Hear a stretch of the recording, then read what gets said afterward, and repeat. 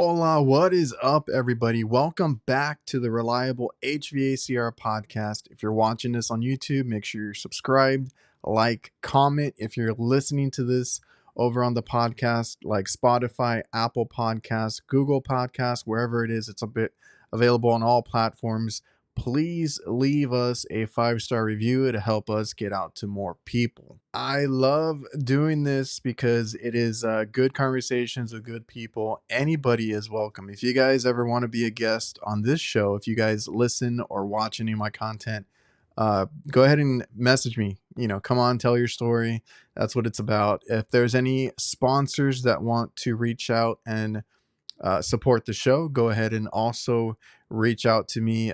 My email's posted everywhere.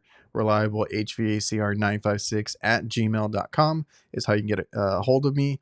Speaking of sponsors, today's episode is brought to you by my favorite CRM, Jobber. If you guys want to use a software that helps us boost our business, whether it's invoicing, quoting, scheduling, keeping track of your team, price lists, our maintenance plan is in there. Now they help you with marketing and running campaigns through emails, all that stuff. And you can talk to your customer through texting in the customer hub. They can request work. You never have to pick up the phone. They can actually request work online through text. You can tell them that you're on the way. All the stuff that you would expect from a professional CRM. If you guys want a free trial and discount, go to getjobber.com/reliablehvacr. Also, VETO Pro Pack, the best tool bags in the game. I know people tell me the first thing is always the price. Let me tell you, other brands that I used to get at the supply house never lasted me. So in that short amount of time, I was buying several of those bags when I could just buy one VETO Pro Pack tool bag. And if you want to go check them out, go to vetopropack.com. You can also get them at any supply house or place that you buy equipment. They usually have VETO Pro Pack, and they just came out with the MB3 Blackout, which I am super excited for because I actually had a hand in some major design in that bag, and I hope to continue to work with that. But I use the MB3 Blackout as my favorite. I also use the Wheelers. I use a lot of their tote bags.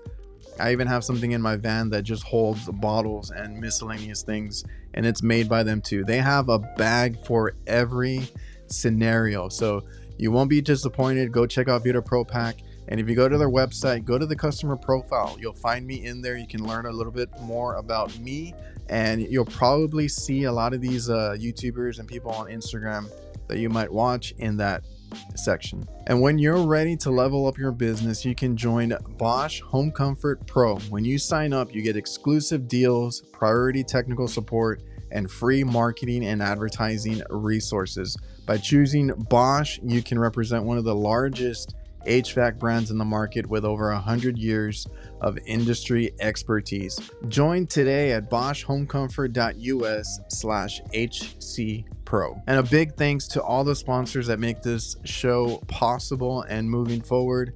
You'll hear more from Local HQ Marketing, NAVIEN, and DIVERSITECH throughout the show. And don't forget that I have another podcast/live stream every Thursday night, the HVAC Nights. You can find us on YouTube, Instagram, TikTok. It's me, Jake, and Curtis. You might know them already. And we just talk shop about our work week and life stuff. It gets crazy. It gets uncensored.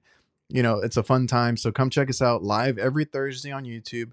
And it's available on all podcast platforms later that week. If you ever want to keep up to date with anything that I use, whether it's tool recommendations, Camel City Mill socks have been really great for me, and the Huxley work pants. I have discounts for a lot of these things that I use. You can find them in my website, reliablehvacr.net. So like I said, tool link, recommendations, discounts. I got merch there. You can request stickers. I will have my arm sleeves up for sale soon, so make sure to keep an eye out there. And if you just remember to go to the website, you'll always keep up to date with everything.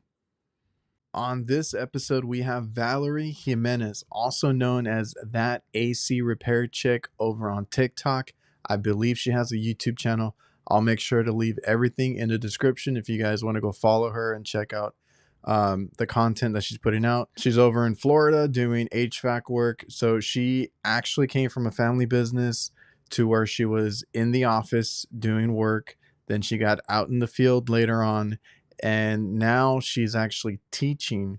So she's helping a lot of young people in trade school, and I think that's a really cool thing to do. So it's a really interesting journey and story. I'll let her tell it.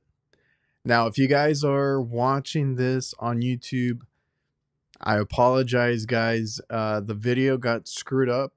So what you're gonna hear is just the audio. I was able to salvage the audio track, so there is no video. So sorry, but it's still a great story if you guys can just hang out and listen. And I hope you enjoy the episode. Very hectic, right? Because Yeah. I was talking to you a little while ago, and you were you got some work to do on your house after this or throughout the day today. Yeah, we've got some roof repairs to do, trying to save some money on our homeowners insurance. So trying. I can I know how you feel. I woke up today to our water heater flooding our garage, right? So like when you said you had to run out to Home Depot, I was actually running out. That's why I told you I might need a little bit more time today. Yeah, that's so funny that you say that because about a year ago I did a video where we got in the middle of the night, our water heater exploded and water all over the garage, and we replaced our water heater. Thank God it's in the garage though, because like it just stayed out there, right? It didn't come into the house, but like it started flooding a lot. And I'm like, okay, shut off the valve, shut Well, everything you're off. in your house, okay? Yeah, luckily we were able to do ours. We were able to do it, so saved us a little bit of money. But it's still, like you said, it's one of those things. You got water everywhere. It's a hassle. Well, that's the good thing about being in the trades, and I want to say that HVAC is one of the better ones to get a little bit of everything in there mixed in, where you can do plumbing, electrical, and refrigeration type stuff. So, like, I don't know about you, because I know you've been in the field for a while. Like, have you worked on, or were you general area like servicing? So I'm in Florida. I'm in Oh, Central Florida near Tampa. So we do not have boilers yeah, at you're. all. I'm in South Texas. I know guys from Florida, so like that's I always tell people that's very similar to like how it is over here, like weather wise and heat, humidity, all the stuff that you get, we get too. And yeah, we don't see any boilers. We don't see any gas. We don't even see gas that much over here. I don't know about you guys. So we have some gas. When I was doing new construction for a while, and I would say maybe about 20% of the subdivisions were gas. If they had gas appliances, they were putting in gas furnaces.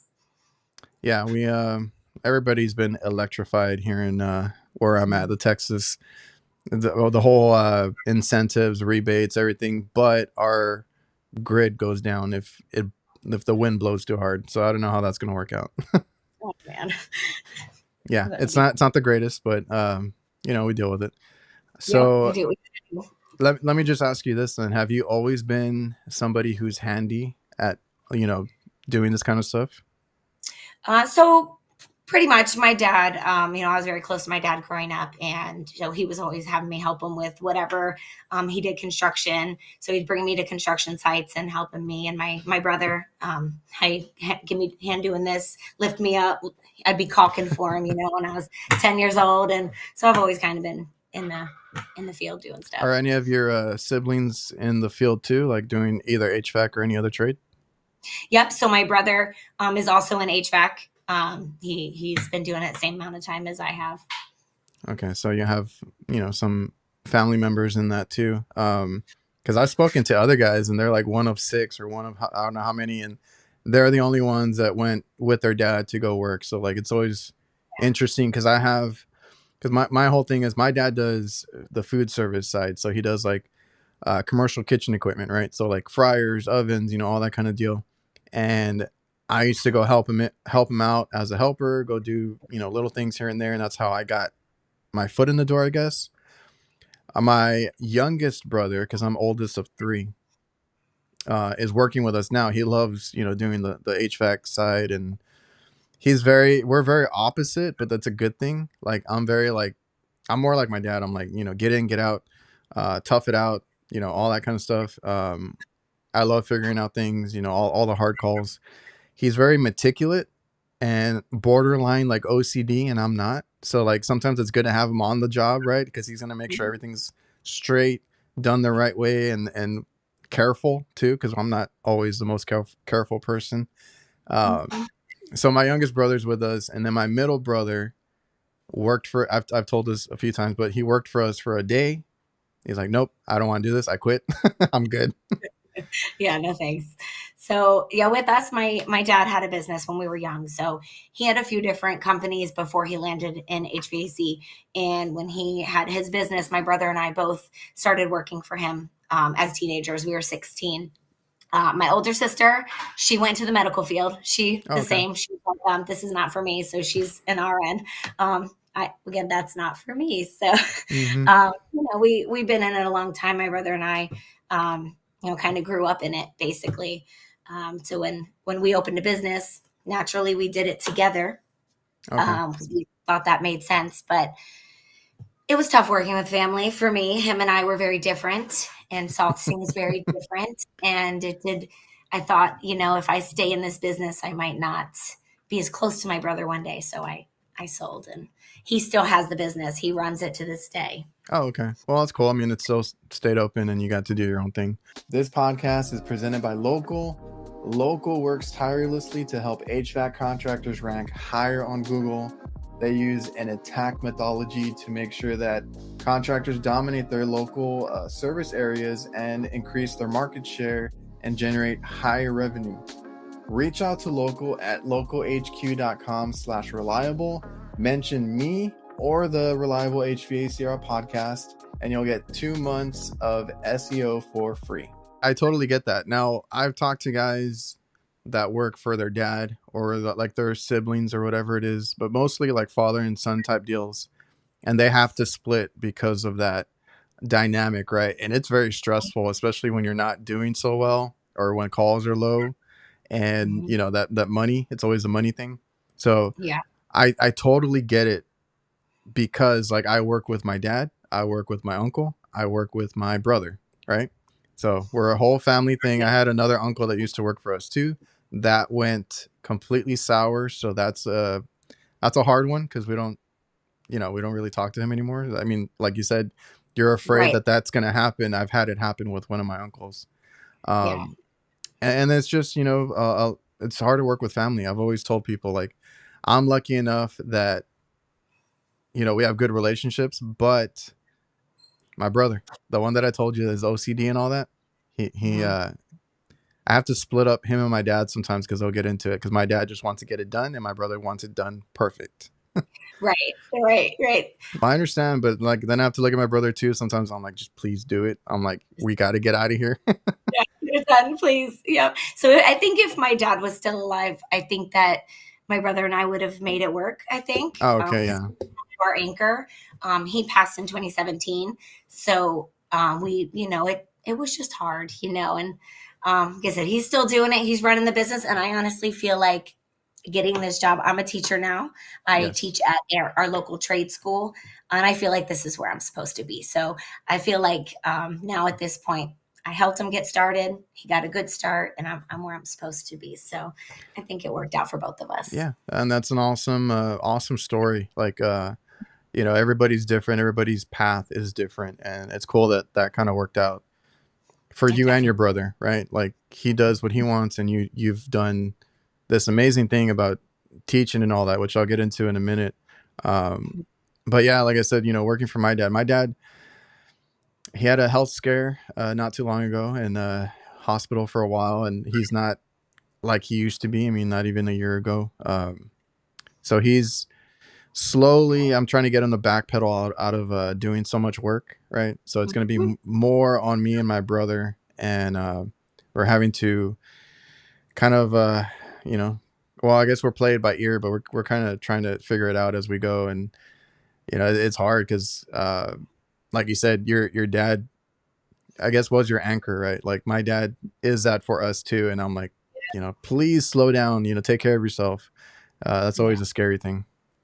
It's scary. My dad was sudden, so like honestly, I was in the field. It was before I opened my business when we lost him, and I was still working for as a service tech for another company, and I was on call the weekend, and it was sudden, and things were crazy for a while, and it took me a while to figure it out. But we opened the business in 2021.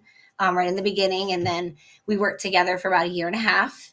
Mm-hmm. And then, like I said, when things started to get to where I felt like we couldn't talk without arguing, like everything was an argument. Like, and my husband said to us one day, "You realize you guys are saying the same thing, just in your own way." And I was laughing. I'm like, it's that typical brother sister, Oh, dynamic.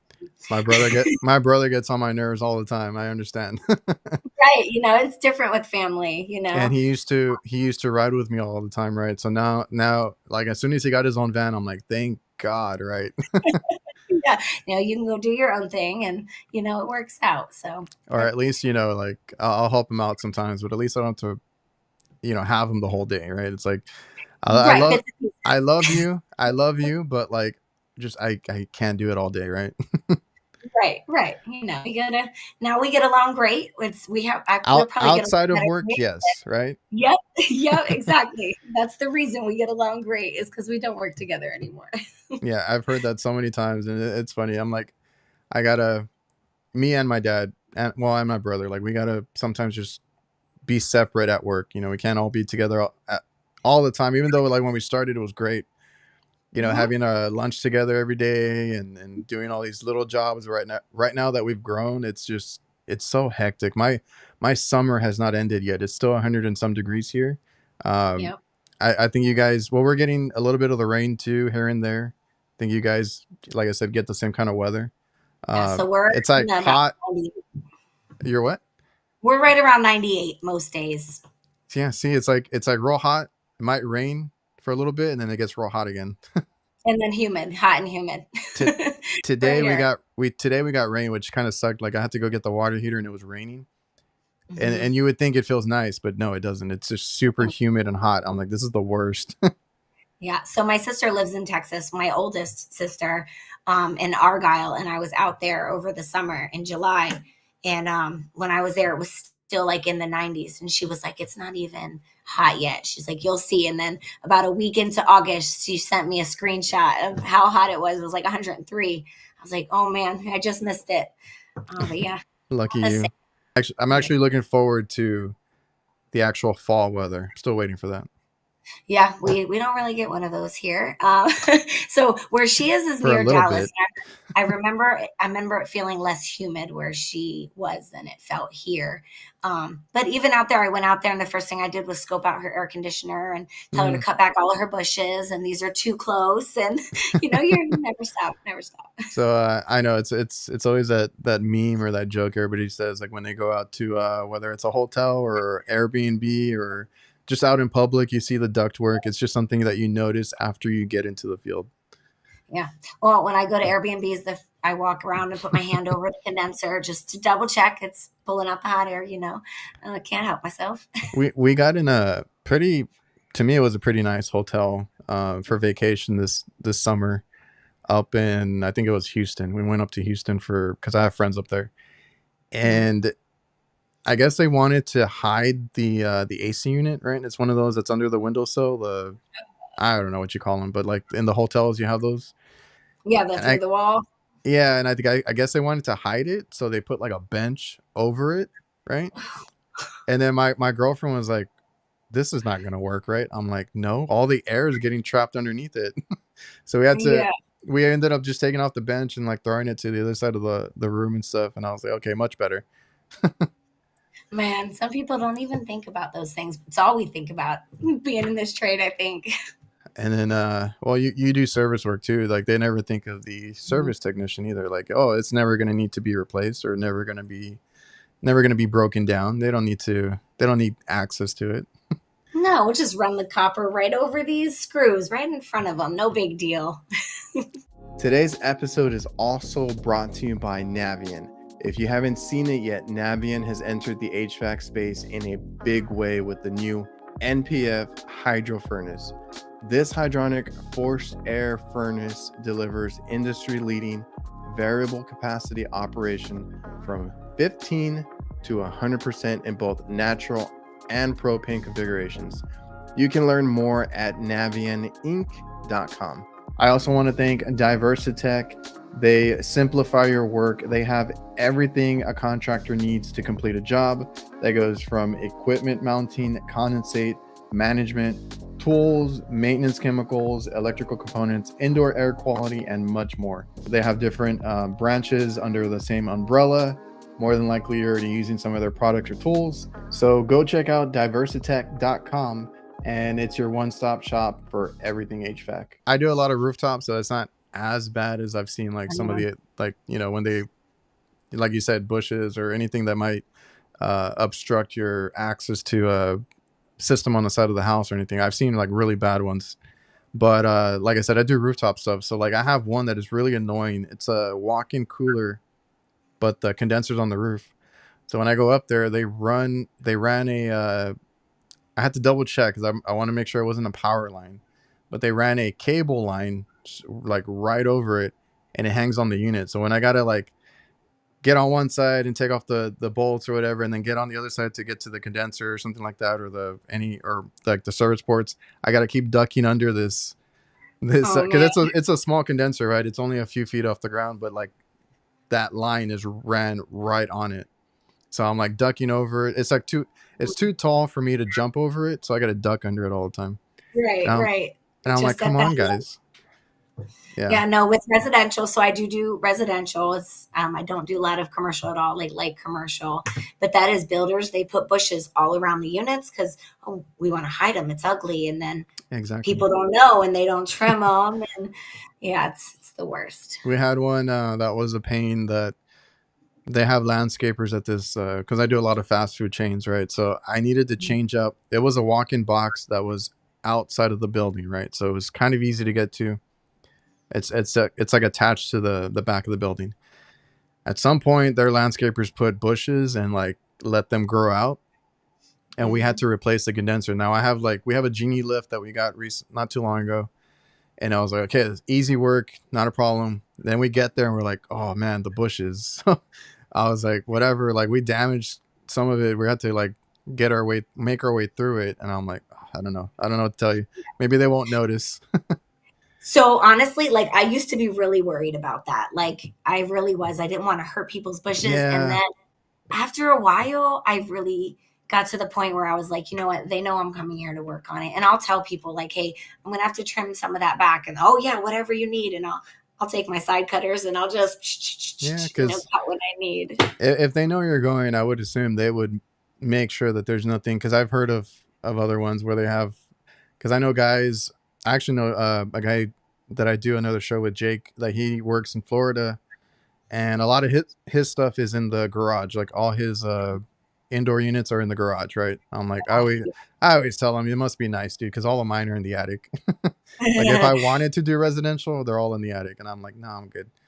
Yeah, it's a good split, I feel like, where I'm at. So he gets a lot of those, and I'm like, man, because sometimes he's in there with their vehicles or their expensive bikes or whatever it is. I'm like, dude, I'd be worried about like them saying something. Right. Well, and then too, the part for me that sometimes is a blessing, sometimes not so much. Air handlers are being put inside closets in the middle of the house now. So not like in a hallway off to where you have your own space, like right, like in the middle of like a living room, there's a closet there, and that's where the air handler is. So like they're working and people are watching TV and they're cooking and they're all around you. And sometimes it's nice because you're in the air conditioning when it's maintenance and you're like, this is amazing. Yeah. But, I know I had my last house, I had one, and I was like, okay, great, it's in the closet, right? When I was looking to get into the house, but it was on a 2-story, so it was on the 2nd story. So I immediately, because the previous people didn't use a filter. I guess I didn't know what a filter was, right? Okay. I was like, oh, okay. So I looked underneath. I'm like, oh man, the thing's plugged up. So I pulled it to clean it, but man, like going up and down the stairs was a whole other thing. Yeah, no, it's the worst. Yeah, yeah, no, I agree with that. When they're upstairs. Yeah, so I see that you're in the field still now, right? And you've been doing AC work, like you said, you've done residential. So when you got into the field, let me backtrack a little bit. How did you get into the field? Like you said, you worked for somebody else before you were working with your family, right? So I worked with my dad starting when I was 16 to 2008. So in 2008, I was in the office for all of that time, and he was in an accident and he got traumatic brain injury, and his business closed down. I worked for a couple different companies and wound up at PROSREPS, who I stayed there for a very long time. I was there for a few years, and my dad passed away in 17. And then at that time, my brother and I were like, what are we doing? We're both still working for other people. Like we know we Okay. can do this. And then we opened our business in 21. We saved toward it. In 15 is when I was at Progressive for about 3 years by then, something like that. And I decided I wanted to go in the field, and I was like, you know what? I've been in this field a long time. I don't make enough money working in the office. You make not a lot of money. So I was working during the day, 8 to 5. And then I went to school at night from 6 to 10. I did that for 9 months. I earned all of my certifications and got all my tools and experience. And then they put me right in the field, where I worked in the field for them for about 5 years before we opened the business. So then I was still in the field then. I loved residential. Residential was like my baby. I like helping people. Like that's where my heart is, and like even just yesterday I went on a service call and this lady got the short end of the stick and I just wanted to help her, So Yes. Did he and get then to when teach you anything about service? so not service. When I actually told him in 2015 that I was it was 14 and I went to school in 15. I told him I was going to go back to school and learn to do service. He tried to discourage me from it, to be honest. He didn't think that it was a place for a woman, and he was Oh unsure yeah. that I'd be successful. He said he had hired a woman at one point, and he had a lot of people that just didn't really want her to come out, and he was very worried for me. So when I did it, I was like, I'm doing this. I don't make enough money, and I feel like I was diagnosing things over the phone. Like people would Oh, call and I was like, listen, I'll bet the service tech, like, hey, it's going to be this, or it's going to be a cap, or it's going to be a contractor, and I'm like, I don't belong in the office, and I wanted to be in the field. So I did it. And I loved it when I did it. I really enjoyed that, I mean, I going to can some. you can tell by your videos on over on TikTok, and I've been following you for a while. You do a lot of good work, and yeah, I was just interested because, or that's interesting, because it is a little bit of a. I mean, you see more women now in the field, which is great, which is another Mhm. good thing about, and that's what I guess that's what I like about the TikTok side is you do see I see more women on TikTok, right? Mhm. In any trade. I've seen electricians, plumbers, HVAC, and it's really good content. Them at work, some of them do way more stuff than I can even do, right? Yeah. Because I don't even get into construction or anything like that. And I'm like, wow, Um, I always tell people I stay in my lane. I do service work for kitchen restaurants, and that's it. But Yeah. yeah, that's interesting because I've talked to other women on the podcast, doing this for a while now, and I've heard that they've been turned away when they show up to a residential call, right? Somebody answers the door and they're like, "Where's the real technician?" Or "Where's Yeah. I mean, did you have that experience when you got out there too? So I did. I did. I quite a few times where I would always call people to let them know I'm on the way, and people would say, "Oh, you're coming, but you're a girl," and I'd say, "I know," and I'd Which go and is I would do so my thing. strange to me that they're actually saying these things. But go Right. ahead.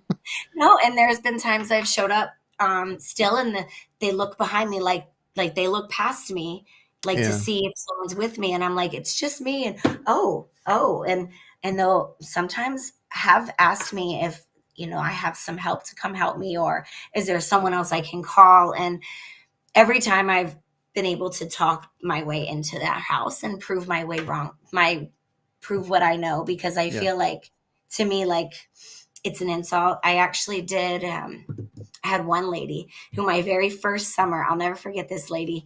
She was a very old, and she's sitting in her garage smoking her cigarettes, and as I'm there, and she needed a reversing valve solenoid coil. And it wasn't switching back and forth, running in heat, in the summertime. So I'm like, okay. So I go get the new one. I go to put it in, and the dang screw, it was rusted out, and I stripped it, and I'm struggling with this screw, and I can't get the thing out. And I had to go, and I didn't have the tool I needed to back it into it and back it out, for strip screws. So I'm like, all right, I'm going to run to Home Depot. I'm going to get what I need, and I'll be right back. And she looks at me and goes, well, I guess women can't do everything that men can do.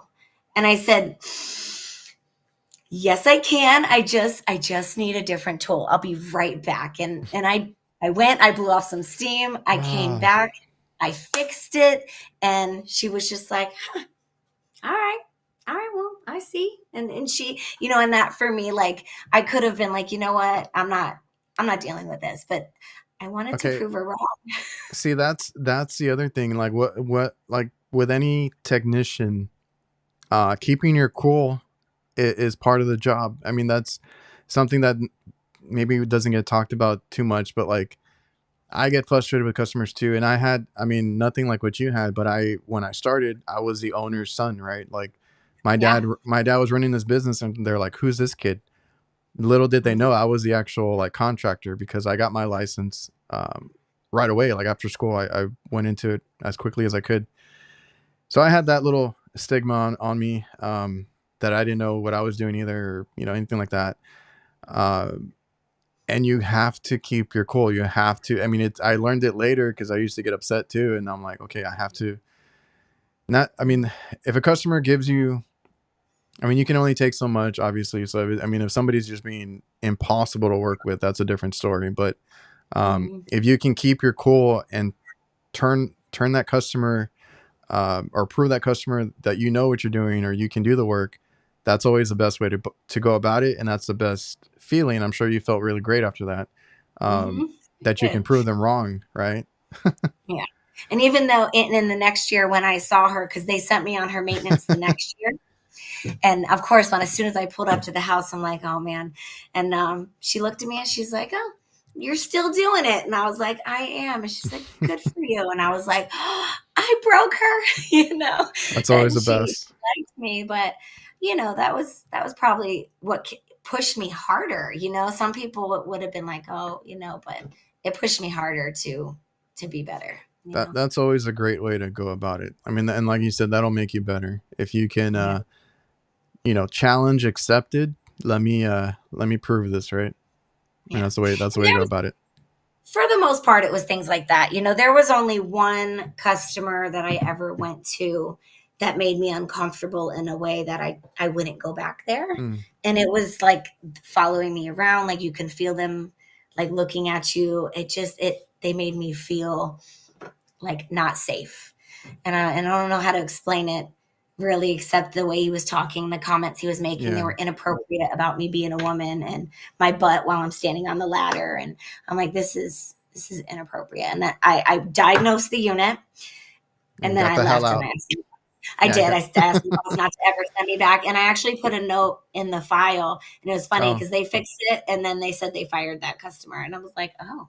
They're like, you don't get freaked out like that. So it had to be pretty bad. And I'm like, yeah, I usually have pretty thick skin, but yeah, I mean, you need a thick skin in this business no matter what. But I can't imagine, because like I fell into the commercial side, and that's where I want to be at. I mean, I always say, hats off to the residential techs, because you're in other people's homes. Like you said, I mean, you don't know what you're getting into. Call it a call, really, unless you've been there before, like you said, but you don't know what you're getting into. I've made some good friends with guys that do strictly residential in other places, and there's always those weird ones that they get into where there's like tons of, I don't know if you run into like tons of animals or cats or anything in the house. There could be they could be using the restroom inside, and you got to go in there and figure out if you're gonna be able to do the job. So funny story. I had a new guy with me, riding with me. It was probably it was almost 5 years ago, because he just actually came and talked to my students about what it looks like after you graduate. It's 5 years ago. When he first started the company, I trained him, and we went into this customer's house. She had a bunch of dogs And they did. They used the bathroom in the house. And I remember when we walked in, like I walked in and he went to walk in behind me, and dude just turned around and went right back to the truck. And I'm like, oh my gosh. And I'm like, what was I going to do? So I just sucked. And I went in, and as I'm walking in talking to her about what's wrong, she's got a broom sweeping the poop into a pile. And I'm like, okay, she told me what the problem is. I went back out to the truck, and and I get this guy, and I'm like, you got to get it together. Like, he's like, I can't go back in there. I'm like, yes, you can. Like, luckily her unit was in the garage, and we opened it Okay. up and worked. And then we just asked her to turn it back on at the thermostat when it was ready. We did not end up having to go back. But he's like, how do you do that? I'm like, you don't breathe you breathe as little as you possibly can. I don't know what to tell you. I couldn't believe it. He just ran. Yeah, I mean, you never know. Like I said, call to call, you could run into something like that, and then the next call could be like, one of the cleanest ones you go to. You never know. Yeah. And it was, sometimes it's a safety issue about going in the house, because that all that ammonia in the house, it's not good either. So you want to Mm-mm. be careful what you I had do. one. The only one that I had was similar was which it was a shame that it was at a hospital, but we had to get up into the drop ceiling, and apparently that had a pest problem. So we were trying to get up there, and it was one of our guys. I didn't have to go up there, thank God. But we went. Yeah. One of our guys went up there, and he couldn't even breathe. He tried to do what he could, and he ran back down. He's like, I can't. There's uh, rat poop everywhere, and you could Mhm. like smell it. I think I like tried to take a peek, and it would hit me, and I'm like, nope. That's a difficult thing to work through. It is. Rats are common in attics. One time I was at a church, and I'm trying to find a leak in the copper, and I reached my hand up to grab onto something, and I'm like, oh, that was gross. Yeah. I You know. In the commercial side, I deal with a lot of, well, not a lot, but like I've dealt with rats. What I deal with more with is like the roaches and stuff. Like I had pulled off a because like they're like our AC stopped working and this and that, and I pulled off the thermostat off the wall, and it was just like covered inside, infested, right? Oh, And I was like, okay. And I always, after a couple of those calls, I always wear gloves now. Like I can't, like I just, and I've had dead rats and possums and weird places, and I'm like, I always have to wear gloves. yeah. Yeah, because that's gross. It's never, you don't get used to those things. They get used to it because I told the manager, and they're like, oh, it figured, or that she knew or something, and I'm like, Oh okay, my gosh. like you might want to take care of that. I mean, I'm not health department, I'm not pest control. I'm like, you need to take care of that. Um, That's on you, but oh, that's Chris. yeah. So then you got into it because of your dad. You worked with your brother. How did this teaching gig come about?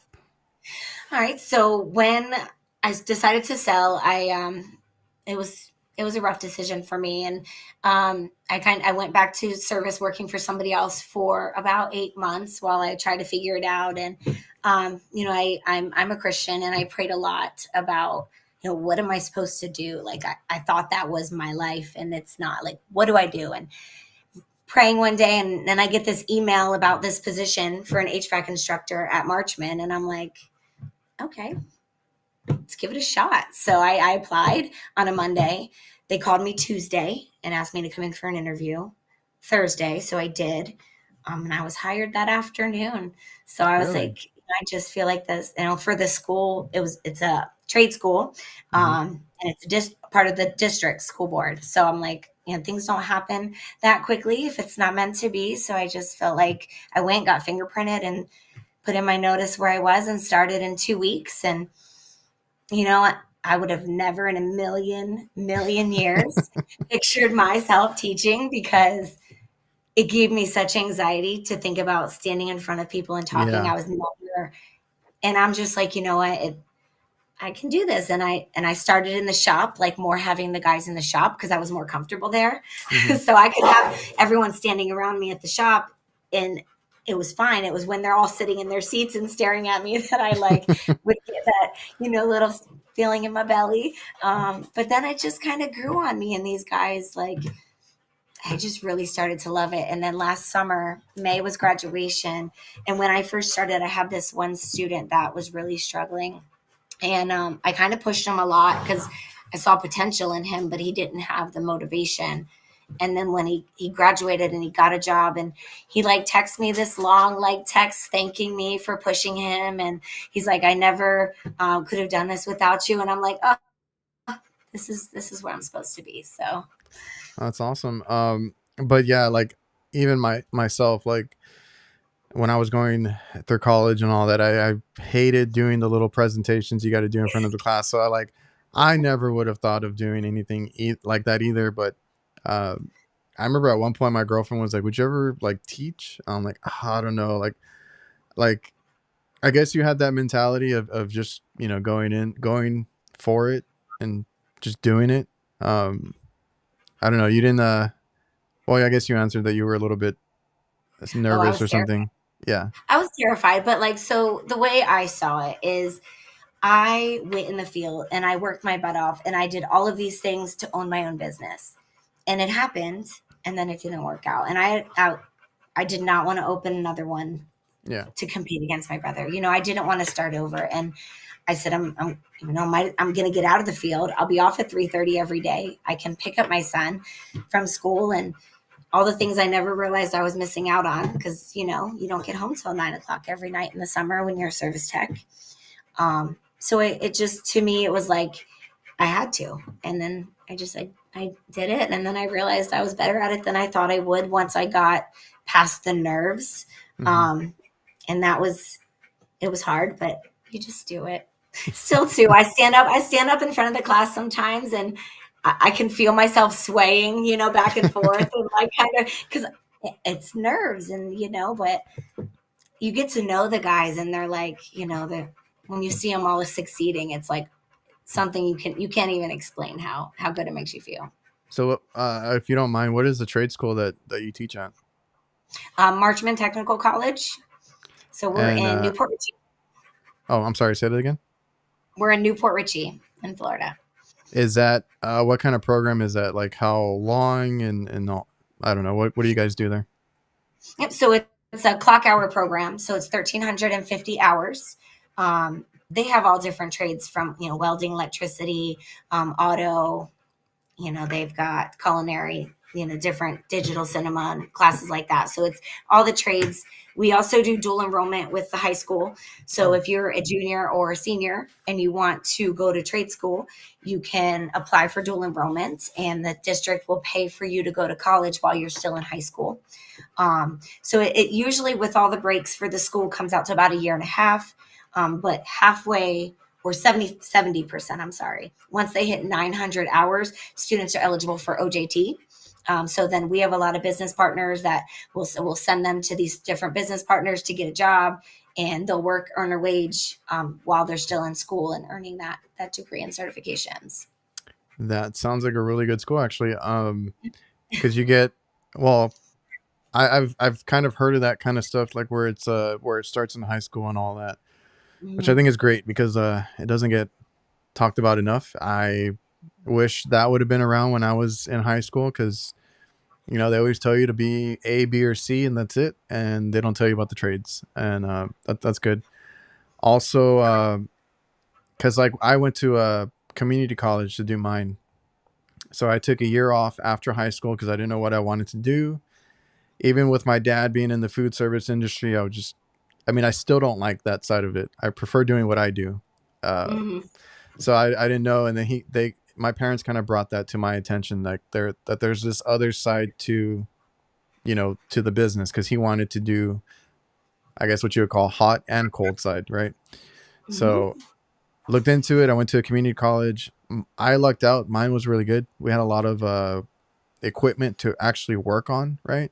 I Mhm. see that that's what you guys do too. So like the more hands-on you can get, I always feel like that's the best part of it because obviously you do the lecture side of it.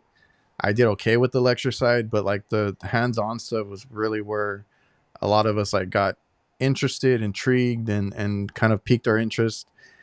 And at our school, we didn't have. I guess we had like I don't know, it was like a club or something that we joined, and there you could go do like outside work sometimes, like volunteer work, right? Um, and then when you graduated, they would help you like get a job because there would be companies that they knew that were looking for kids and stuff. So all that is cool. Do you guys have a lot of equipment that you guys get to work on? Because I've seen you in your videos when you were starting out, you know, showing them an AC unit and kind of, you know, showing them around the indoor unit and kind of walking them through. Yep. So we do. We have a few different things that we do. We have 6 working units, 5 vertical and 1 horizontal in our shop, that we break, they fix, kind of I know. I thing. think I've seen you simulate like certain things with it that they can figure out, right? Yep. I'll either, like, I have some of my partners give me bad parts and I'll put the bad parts in, or Mm. I'll just go in and I'll break something and, let them figure it out. And then we have a couple stations, like we have a wiring station where I let them see if they can figure it out, draw their own diagrams, and then I tear it all apart and let them wire it up Oh to man, give me. I was so scared of those because they had us do one. I don't remember what kind of system it was, and they just ripped all the wires out. And I'm like, oh my god, what do I do? Yep, yep. I mean, you got to be able to know how components work, and that's what we're trying to tell them. It's, Yeah. don't pay attention to the color of the wire, know how it works. And then, we have a recovery station where, they'll recover the refrigerant, vacuum the unit, put it back in, that kind of thing. And then we just started a new station, end of last year, where we're building circuits because we found that we need a little more practice with the electrical circuits and diagrams. So we have them building boards, starting with a simple circuit, adding Hmm. controls and changing parts, and then all the way to more complex circuits. And this actually, some of the guys said to me after completing their hard circuits, they said, "Man, this was probably the best thing that we've done yet because I feel like I really understand how all those components work." And I was like, thank you, something that works, it's trial and error. Yeah, and I had a few like 3 or 4 teachers throughout mine was like a well, I guess it was similar, like a year and a half, because the other semester was like your basic. So I mean technically it was 2 years, but you got to take your English and math and all that. But my teachers, 2 of them work for the school, right? Doing the what do you call it? The chillers and all that stuff that they maintain. 2 of them own their own business outside of the school, right? I don't know where they Mhm. found the time, but they ran businesses, right? But Wow. Yeah. that was always key because I got 2 different point of views there, right? Somebody that worked for somebody and somebody that ran their own business, and then they would come in and give us, you know, some stories, or they would, you know, have these little discussions before class started and stuff like that, and then um, our train our I guess lab activities, whatever you call them, um, were really good too. Like I think I learned a lot, and like you said, the don't pay attention to the colors. I had a classmate, so we had these little boards right at our desks that we had to wire in, following. I think we had to follow a diagram or wire it up the way they told us. Right, Mhm. they gave us red and black wires to plug and play and get the circuit going. One guy did all of his in black, like Oh, everything, right? So all of us had 2 colors to choose from. I forgot what the difference was, right? I don't know if it was hot and neutral, or I don't remember what it was. But this guy did it all in black, and then we're all looking at him like he was crazy. And then the teacher was like, "You know what? This is a perfect example of, you know, colors don't matter. Just follow your diagram and trust, you know, that if you can read a schematic, you can do anything." So I held on to that, and I've been able to do that because I had one that I always tell people that almost kicked my ass because it was a Lennox unit RTU that I've never seen before. Somebody previously had ripped all the wires out and wire nutted everything, bypassing some of the boards, and caused a whole mess. I had to sit there. I think it took me a couple days, wire for wire, and figure that thing out to get it working again. oh man. But Yeah. I kind of learned that in school. So I was like, I mean, I can figure it out. Yep. As I when that's what one thing we do is I don't ever put back the colors that were there. Like just know how they work. And I had a student that got so good at it. And he was so far ahead. I didn't even let him look at it first. I just ripped it all apart. And he came in one day and I said, go wire up unit 1. And he got it. He took him most of the day, but he got it, and he got it back running. So they Yeah, figure it out. the electrical part of it was always my weakness, but I think I relied on my dad. He used to be an Mhm. electrician, so like it was always like weird stuff that I had to ask him for because I didn't know as far as like supply power, trying to figure out things or putting in a new system, and we got to do the electrical and all that. But as Mhm. far as like wiring to a schematic, or because I work on a lot of coolers and freezers, right? Like a lot of safeties in between, even on the RTUs, right? Our guys always call me, and I'm like, okay, just slow down. Look at the schematic. If you don't have a schematic, because a lot of it, they rub off. It happens. Yeah. They Um, fade. we're gonna start testing, and we're gonna start looking, right. Like everything. And another thing that I took from school was like, once I realized that everything is just a switch. I mean, it's a little harder now with boards that we have, but once I realized everything is just a switch, it's either temperature, pressure, triggered on and off Mhm. basically, or it switches over to something else, defrost timers, all that stuff. That's when it really clicked for me, and I was like, okay, I got this, right? Everything makes sense once you know what they do. Right. That's what I've been putting in their head, and like even my 10th graders, I just because I have ninth and 10th grade a little bit too. Oh, okay. Um, so we have a contract with a high school where their ninth and 10th will do an hour of class, like as an elective with us at the end of the day after all the adults leave. And it's a little more interesting with the little kids. But I just started that with the 10th graders, actually trying to get them just those little relays, the little regular with the double pull, double throw Hmm. relays, trying to get them to understand how they work. I think we've been on for a little over a week, and they're still like, I'm like, oh, okay. So, you start slow with them, but those things I didn't realize when I first got in, because for me, it wasn't that hard for me. But a Uh-huh. lot of people that don't have that electrical background, Yeah. it's really challenging. And talking to the business partners, because we do what's called an advisory board meeting every year, and all of our companies that hire our students, they all come in and they tell us like, this is what we need you to focus on. This is what the guys are missing, this kind of thing. And that's what they said was reading schematics, electrical, and low voltage shorts is what Yeah. the field is really struggling with, right? The new guys. And I see it too. Like I said, I get a lot of calls for that kind of stuff, like wiring up things or Yeah. safeties or anything like that. Um, I'm not gonna say that I'm like a wiring guru or anything. Like I have to like look at it and kind of analyze it too. But once you figure it out or know what components do, because I had another guy that was on here that mentors, and he was like, I got to drill in the major components to some of these apprentices because they're in 4 years and they still don't know like the cycle, right? Oh my god. And I'm like, really? I know. Hey, That's too bad. I had another guy um, that I've been talking to that he's on Instagram mostly, and he'll pop up these videos or kind of, it's like constructive criticism that he does. It's also just roasting people, but like because he does it in a funny manner. But so there's a lot of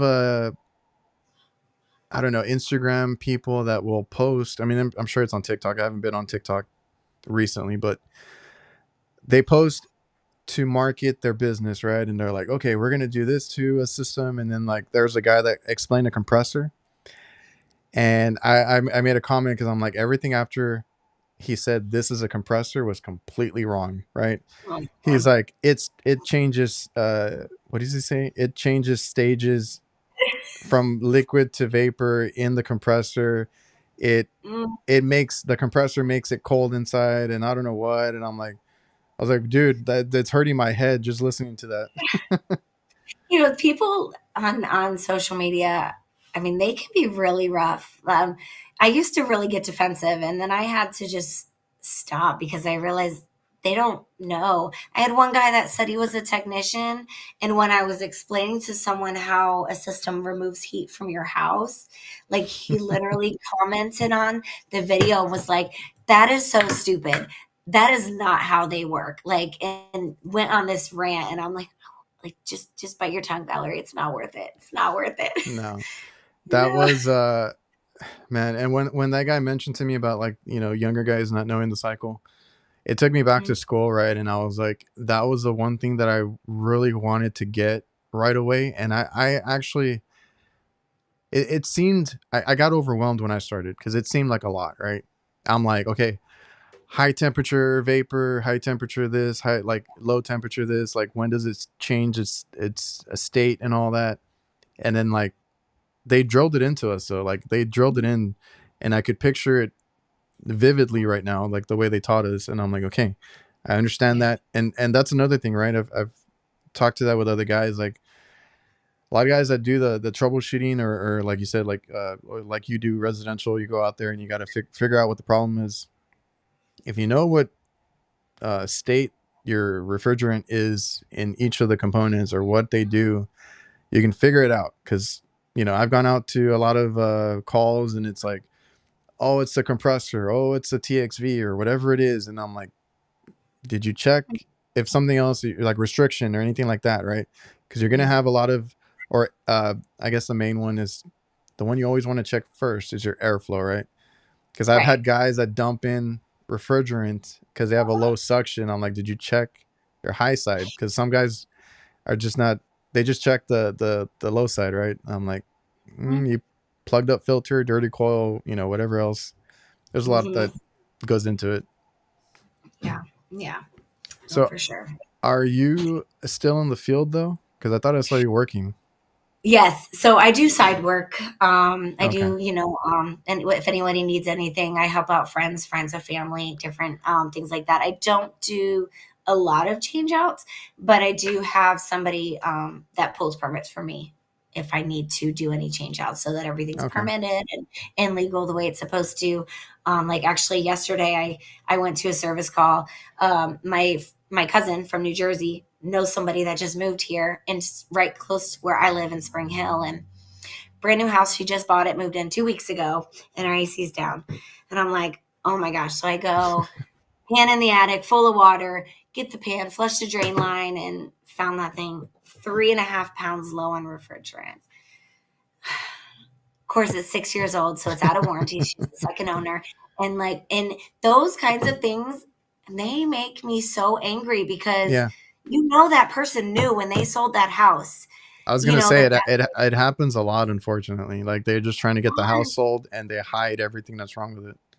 and she said she moved in there. She found a crack in the pool that showed up after. And I'm like, and that's probably the biggest thing that kept me in this field when I sold the business. And I was like, what do I do now? That was And that was gonna be my next help. question. Yeah. It's like helping people is like, there's so many people out there that, and they just don't know. And it's not, I just like to be that voice to be like, no, and she actually, this lady bought the home warranty on the house. So lucky for Mm, her, she's going to call them and they're going to come out and fix it. But had she not, like, that's a new unit at this point, like you don't replace a coil that's out of warranty. I mean, you could, but it's so expensive. Like, why not give her a new warranty? She's going to spend all that money. yeah. The warranty company's not going to do that. They're going to No. band-aid it. You're going to fix it. No. Whatever. They're gonna make a world of trouble for that. I know, but she's like, I just spent all this money, closed on this house, Yeah. and she's like in tears, and I'm like sitting there like, "Ugh, I hate this for people." So that, like I said, that was gonna be one of my next questions was the like, what kind of, why do you still do field work if you got a teaching gig? What drives you? Is it just helping people? Yeah, so that's exactly what it is people that like I will initially recommend somebody else. I will initially say, hey, call my brother or call Progressive because if they're my two people, Yeah. if they don't want to and they really just prefer me to come out. I have a few people that I still go to their house from when the beginning, and they're like, honestly, I just never had anybody I can trust the way I can feel like I can trust you. Like, done, I'm there, you know. Okay. Really what I tell them is like, emergencies are just hard for me because I do work during the day. So you might end up waiting for me, you know, if, and most people do, some people don't. But that's one thing I just, it's in my heart. You That is can't. what I want to do. You I just do. can't. So You can't get out of it. yeah, 'cause Uh, every time I tell my husband I'm done and I'm not running any more calls, somebody calls and it just tugs at my heartstrings, and there I am back running calls. So that's what happened no, this but summer. I was so busy I didn't want to do it, and then yeah. things happened. I've been down that path with. I had a customer. It's a new customer that we got, and they were looking for somebody because they felt like they were getting price gouged and screwed and whatever you want to call it. And Mhm. it was a um, mother and daughter duo because they own two restaurants here, right? So there was a guy going out, doing work for them. He replaced something on their walk-in cooler, I believe. She told us what it was, and then the price on it was like a few thousand. I'm like, that thing is not that expensive, right? So I'm like, okay, that would have been way cheaper with us. So she told us about Mhm. that, and then she was like, yeah. And then it broke again a week later, and he came, and he actually told them that like a wire came loose, and he still charged the service fee and everything to go out there. And I was like, that would have been warranted, It should have been. So Yeah. I felt horrible, and I'm like, okay. So we took on that customer. They've been really good. We've had a lot of calls there. I recently went out to one for them, and they didn't realize that the unit was under warranty because I had to call for something, and they sent out a new controller for this cooler. I'm like, it's covered, so you're good. Like I felt good, Yeah. telling them that. Yeah.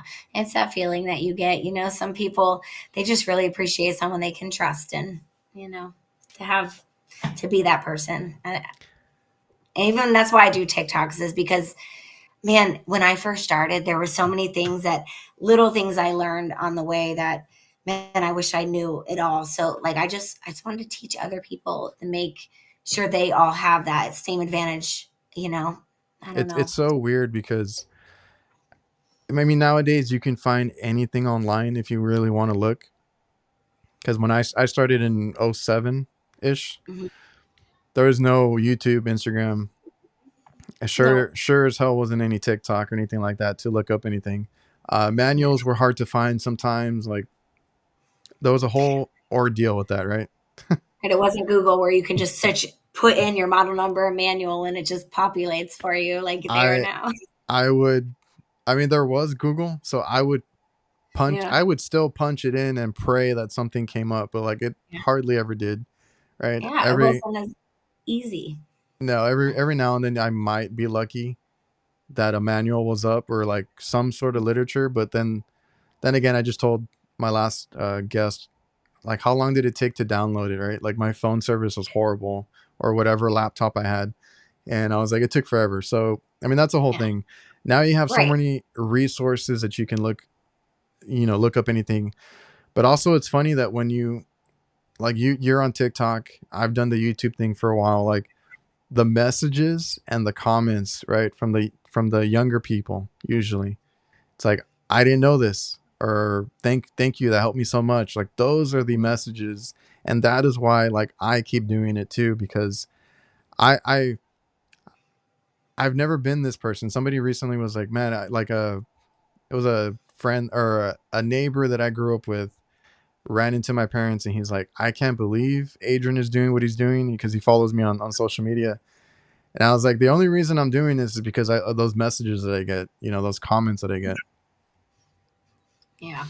I had somebody ask me to do a full video on a blower motor change out once, and I'm like, "Oh man, I'm gonna do my best." And I did as best I can. I sped it up. It was that full 3 minutes, you know, when they I think I first did saw the that three. one.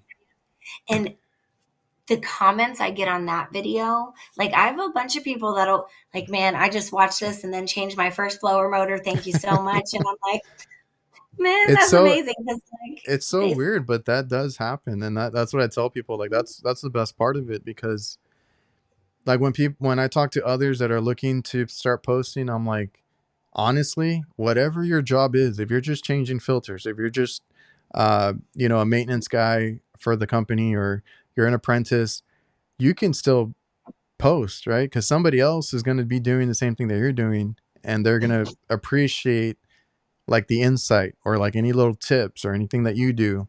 Maybe you do something a certain way that nobody else does. Like, that's all good. We need more content. I love running into like new TikToks or Instagram profiles and seeing new people up there. And I think it's a little crazy that I like a lot of us watch HVAC content after work, right? But I still do it. I still follow as many people as I can and watch it. I feel like it's so funny because I always thought like I watch other things, but then literally when I go through my For You page, it's all like I must really not watch other things. No, it's But funny it's because I just told my girlfriend, I was like, my feed is all like HVAC or like cats and dogs. yeah, right. Because I find it interesting how other people do things because Yeah. all around the world people do things differently. So I've learned a few things myself, like oh that's easier than the way I do it, like and you always learn in things. People sharing their tools. Like I've learned about tools that I'm like, I'm gonna get that, make my Yes, job easier. Um, right. Tools, or like even in the comments, sometimes people will correct me. I don't mind Mm-mm. constructive criticism. I've learned from my comments as Hmm. well, because I tell people I don't know everything, and Yep. I only do this little corner of HVAC that I know, right? I don't know like everything. I don't know residential. I don't know heavy commercial, and I'm always learning, and I can learn from people that watch my stuff too. So it's all great. I mean, they're gonna have those trolls, bad apples, but just gotta ignore it. Yeah, once I learned how to ignore them and then, pick out the comments that are actually helpful. Because there, like you said, there are some people that'll comment something. I'll be like, oh, I didn't know I that, didn't. or Yeah. and they'll be like, oh, I think that I had one person say to me once, like, why do you post things if you're not sure? And I'm like, I mean, I was sure, but sometimes there's easier ways or different ways, and there's always room to learn. I'm like, I just want to share my experience and hope to help somebody, you know. Yeah. I don't know. My first year into it, I was always worried about what I said, how I did Mhm. things. After that, like right now, I don't care. I do things the way I do them. I know I'm doing them to the best of my ability, or to the book, or whatever is normal or code here, right? Mhm. Because that's another thing, people will criticize you left and right. Work smarter, not harder. Come on now. I had one No, guy tell me one day, what did he say? Oh, I was up on a roof and he said something along the lines of, we'll never know what it's like to rope up a 100-ton compressor by yourself. And I'm like, I don't want to know what that's like. no, Like, I no, don't need to. No thanks. no. I mean, I work for myself. I get it. We've done things our hard way before, but I don't want to do that anymore. No, they make little lifts now that are going to bring it right up for you. Just lift it up. It's Yeah, we much get a easier. we get a crane, or we just bought like a lift that we use for a Yeah, lot of little the. genie. Yeah, genie lift, and that Yeah. thing is amazing. It's amazing. I will never rope up anything heavy again. No, well worth the money if you can work smarter. It's any tool that makes your job easier, I think, is worth it. I've learned that now, getting into my older years. It's not worth it. Of course. It's not worth No. your body breaking down. Yeah, Um, definitely. so you said your husband, real quick, your husband was working on the roof. Is he in the trades at all? So when we opened the business, he did work with us for a little while. He actually works for the county we live in, Pasco County Utilities. He's a pump station foreman. He was working there before. He left there to come work at the business with us. Mm. When that did not work out, he went back to the county and he's right back in there. So So he works for was he in the field with you guys too? just while we had the business, he Yeah. was doing installs. So him and my brother did the installs where I did the office and the service when Oh, we had okay. our business. So right now So he yeah. doesn't. Right now he doesn't help you on the service. No, he did not love HVAC. Okay. He did not at all. He said, I only did it for you. So he Okay. does when I have service calls. That is one of the benefits of doing side work is when I have service calls, he does come with me. Mm. Because he does like to help me. He just doesn't like doing it Yes, he himself. likes to help you or be with you, but he's the work, Yeah. not a fan. Right. So like yesterday when I was adding refrigerant and I needed him to go up in the attic and do something for me. Actually, I said, all right, I'm going to run up in the attic. I want to recheck this TD. I got to grab a couple things. He's like, no, no, no, I'll do it. Yes. Thank you. Please do. Oh, that's awesome. I was just curious. So Of I don't want course. to, I don't want to keep you too long. We've been here over an hour now. Is there anything like, I don't know, do you tell your students anything, any piece of advice or anything that you want to kind of close the show on? So I do. I tell them that this trade is hard. Not to give up, not to be hard on themselves at all. That they're going to make mistakes. Never stop learning. Never be afraid to ask for help because there's usually somebody I that I done it struggled with longer. that so much when I started. Yeah, it's a struggle. Even I did. I mean, we all do it. We all want to do what we do and we want to be good at it. But you it takes time to build up that confidence. Hmm. And the only way to do that is, through reaching out to other people for help. So that's one thing I drill into them is this trade is always changing. Everything is always different than it was yesterday. We're getting ready to change refrigerants next year. Everything's going to be Yeah. nuts. Like, do not be afraid to ask for help. And you never stop learning. If you can take classes all the way through your career, I highly recommend it. I think just talking with so many people now, that's always one thing that everybody has in common that is like really successful or confident now is after, like, when I started or when they were in school, like after work, they would always look up manuals or things that they needed to learn to be better. And I was always like that too. Like I obsessed with being better because I hated being new and not knowing anything. I was like, I'm gonna figure this out. So after Yeah. work, any manual, like manuals are the easiest thing. Read the manuals of anything that you're working on Hmm. or that's in your field. And I mean, that's kind of the best or Hmm. easiest thing you can look up. Yeah. I've started, and I direct them, a lot of them, to Brian Orn, HVAC school Oh online, yeah. and then AC Service Tech. We use a lot of their material in the classroom. So they get familiar with them. And a lot of them say that they just stay up watching their videos. And, so I'm like, just don't stop learning, and, don't be afraid to ask for help. Cause I think that's the biggest thing out there. When you're out there by yourself at somebody's house and you're struggling, like, don't struggle by yourself. Like, call somebody. And I always give them my number, my students anyway, too. I'm like, I'm here if you Just don't want to call anybody else. yeah, just a phone call and help you get through your call because I mean everybody struggles. That's just the way it is. And yeah, Brian Orr, HVAC school, Craig Migliaccio with Mhm. AC Service Tech. I love those channels, and I still watch them. I still watch a lot of their stuff Yeah. because they're so good at breaking down everything. So those are good resources. Um, Because when you're new, like you said, you can hear all these things and you don't understand any of it when you're new. It's just a mm-mm. bunch of words. Even one of my students said to me the other day, he's like, when I first started, I didn't think I'd understand any of this. He's like, but now when you talk, I actually understand what you're saying, and I'm like, well, that's a good thing. And it's like you gotta keep hearing it. That's awesome. Uh, like I said, thanks again for stopping in. I know you've had a busy day today, and I'll let you get back to that roof job that you guys are working on. Yep, I'm about to go jump up there and help fix these couple little spots. Shouldn't be too bad. Yeah. Well, I appreciate you for taking the time, and thanks again. All right, thank you. Have a good one. Appreciate you having me. Yeah, everybody watching and listening, I appreciate you all for tuning in, and we'll see you guys next time.